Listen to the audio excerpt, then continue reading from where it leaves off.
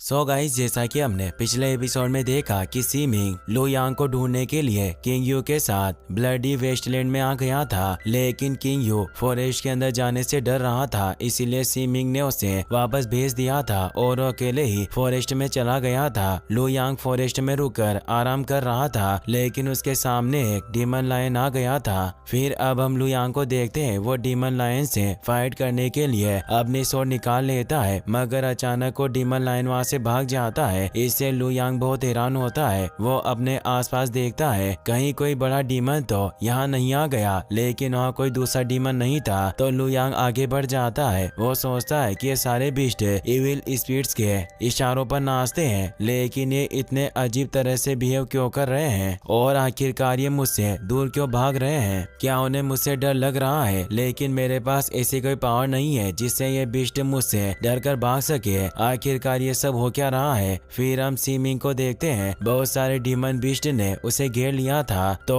उन demon beast से fight कर रहा था। वो सोचता है कि यहाँ जरूर कुछ गलत है। किंग यू ने मुझे बताया था कि लू यांग सिर्फ स्वॉर्ड बॉडी रियल्म के मिड लेवल्स पर है, लेकिन इस जगह के सारे फिंड्स यानी डीमंस स्वॉर्ड पैलेस लेवल पर है। मैं फॉरेस्ट में जितना आगे जा रहा हूँ, ये फिंड्स उतने ही स्ट्रॉन्ग होते जा रहे हैं। अभी तक मुझे यहाँ ऐसी कोई चीज नहीं मिली जिससे पता चले कि लू यांग मर चुका है। इसका मतलब वो अभी भी जिंदा हो सकता है, मगर ऐसा हो कैसे सकता है? तभी एक फिंड सी मिंग पर अटैक कर देता है, मगर उसके अटैक से बच जाता है। वो सोचता है कि अगर मैं इन फिंड्स से फाइट करूंगा तो इन्हें मारने में मुझे बहुत वक्त लग जाएगा, इससे अच्छा मैं लू यांग को ढूंढूं। सी मिंग एक पेड़ पर चला जाता है और अपनी स्वॉर्ड को रखकर लू यांग को ढूंढने लगता है। फिर हम लू यांग को देखते हैं। वो कहता है कि क्या मैं डीमन मिस्ट फॉरेस्ट में इतनी आसानी से बाहर आ गया हूँ, पर ये जगह इतनी अजीब क्यों लग रही है? तभी उसे एक स्वॉर्ड मास्टर दिखाई देता है। वो हवा में उड़कर जा रहा था। लू यांग कहता है कि यह स्वॉर्ड मास्टर हवा में उड़ रहा है, इसका मतलब वो स्वॉर्ड किंग रियल्म में है, लेकिन स्वॉर्ड किंग्स बहुत महान होते हैं। आखिरकार वो यहाँ क्या कर रहे हैं? लू यांग हिल पर जाकर देखता है। उसे वहाँ एक लड़का दिखाई देता है। वो वहाँ बैठकर कल्टिवेशन कर रहा था। उसका नाम ली जुए था और उसके पास ब्लड गोल्ड स्वॉर्ड थी। ली जुए लू यांग को देख लेता है। वो कहता है कि यह तो स्वॉर्ड बॉडी रियल्म में है, पर ये ब्लडी वेस्टलैंड में क्या कर रहा है? वो उसे पूछता है कि तुम यहाँ अंदर कैसे आ गए? लू यांग उसे अपना नाम बताता है। वो कहता है कि कुछ लोग मुझे मारने के लिए मेरा पीछा कर रहे थे, उनसे बचने के लिए मैं डीमन मिस्ट फॉरेस्ट में आ गया। क्या आप मुझे बता सकते हैं कि यहाँ से बाहर निकलने के लिए मुझे किस तरफ जाना होगा? ली जुए कहता है कि तुम पहले ही ब्लडी वेस्टलैंड में आ गए हो। तुम जितने आगे बढ़ोगे उतना ज्यादा इसके सेंटर कोर के करीब पहुँचते जाओगे, यहाँ तक कि एक ब्लेड मास्टर भी इस ब्लडी वेस्टलैंड को पार करने की हिम्मत नहीं कर सकता। मैं काफी हैरान हूँ कि तुम बिना किसी परेशानी के यहाँ तक आ गए। लू यांग सोचता है कि जिस तरह से ये बात कर रहा है, उससे ऐसा लगता है कि जैसे ये जगह बहुत ही ज्यादा खतरनाक है, जिसे मेरे जैसा स्वॉर्ड बॉडी रियल्म वाला पार नहीं कर सकता है। लू यांग ली जुए से कहता है कि मैं इस जगह से बाहर निकलना चाहता हूँ, क्या तुम मेरी मदद कर सकते हो और मुझे बता सकते हो कि मैं यहाँ से बाहर कैसे जाऊँ? ली जुए कहता है कि अगर तुम बिना किसी परेशानी के यहाँ तक आ गए हो, इसका मतलब तुम जरूर एक स्पेशल इंसान होंगे। मैं सोच रहा हूँ कि तुम्हारे ब्लड का टेस्ट कैसा होगा, क्या उसका टेस्ट भी ब्लड गोल्ड स्वॉर्ड के टेस्ट की तरह होगा? यह सुनकर लू यांग घबरा जाता है। उसे ली जुए के पास ब्लड गोल्ड स्वॉर्ड दिखाई देती है।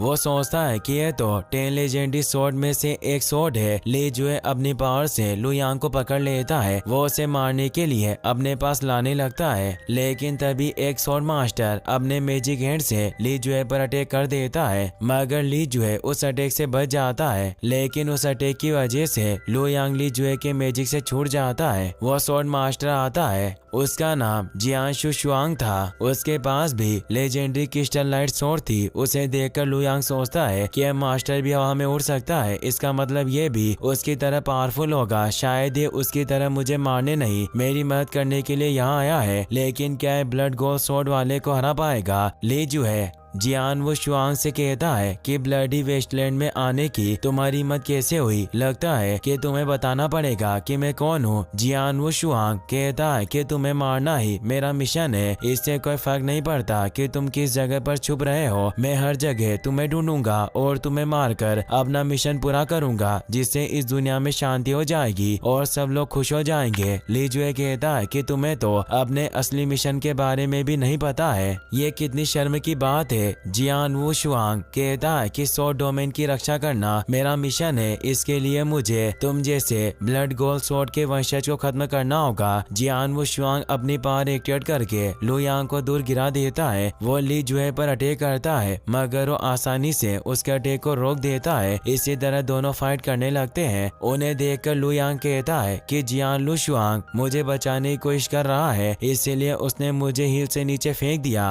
अगर वो ऐसा नहीं करता तो मैं उन दोनों की स्वॉर्ड स्किल की वजह से घायल हो सकता था, क्योंकि उन दोनों की स्किल्स बहुत पावरफुल है। अच्छा होगा कि मैं उनसे दूर चला जाऊं। लू यांग उनसे दूर भाग जाता है। जियांग वो शुआंग उस पर अटैक करता है, लेकिन ली जुए एक शील्ड बनाकर उसके अटैक को फेल कर देता है। वो अपनी जायंट ब्लड गोल्ड स्वॉर्ड को एक्टिवेट करके उस पर अटैक करता है। जियांग वो शुआंग भी अपनी जायंट क्रिस्टल लाइट स्वॉर्ड को एक्टिवेट करके अटैक करता है, जिस वजह से वहाँ बहुत बड़ा ब्लास्ट होता है। उस ब्लास्ट की एनर्जी की वजह से लू यांग दूर जाकर गिरता है। ली जुए और जियान वो शुआंग दोनों अपनी लेजेंडरी स्वॉर्ड एक्टिवेट करके फाइट करने लगते हैं, जिससे वहाँ बहुत ज्यादा एनर्जी रिलीज होती है और जमीन हिलने लगती है। उन दोनों को फाइट करता देख लू यांग चौंक जाता है। वो सोचता है कि ये सिर्फ स्वॉर्ड किंग के लेवल की बैटल है, मगर मुझे ऐसा लग रहा है कि जैसे दो गॉड्स फाइट कर रहे हो। ली जुए जियान वो शुआंग पर अटैक करता है, पर वो शील्ड बनाकर उसके अटैक को रोक देता है। जियान वो शुआंग भी उस पर अटैक करता है। ली जुए एक शील्ड बनाकर उसके अटैक को रोकने की कोशिश करता है, जिससे उसे काफी तकलीफ होती है, मगर कैसे न कैसे वो उस अटैक को रोक लेता है। ली जुए कहता है कि तुम्हारा मिशन मेरे स्वॉर्ड आर्ट को बढ़ाना है, तुम मुझे कभी नहीं हरा पाओगे। अभी मैं तुम्हें छोड़ रहा हूँ, लेकिन एक दिन मेरी ब्लड गोल्ड स्वॉर्ड तुम्हारा ब्लड जरूर पिएगी। ये कहते हुए ली जुए वहाँ से भाग जाता है। इससे जियान वो शुआंग को बहुत गुस्सा आता है। वो कहता है कि तुम कायर हो, अगर तुम्हारे अंदर हिम्मत है तो वापस आकर मुझसे मुकाबला करो। ये कहते हुए वो भी ली जुए के पीछे चला जाता है। उन्हें देखकर लू यांग कहता है कि जिन लोगों से मैं आज तक मिला हूँ उनमें से वो दोनों सबसे स्ट्रॉन्ग स्वॉर्ड में से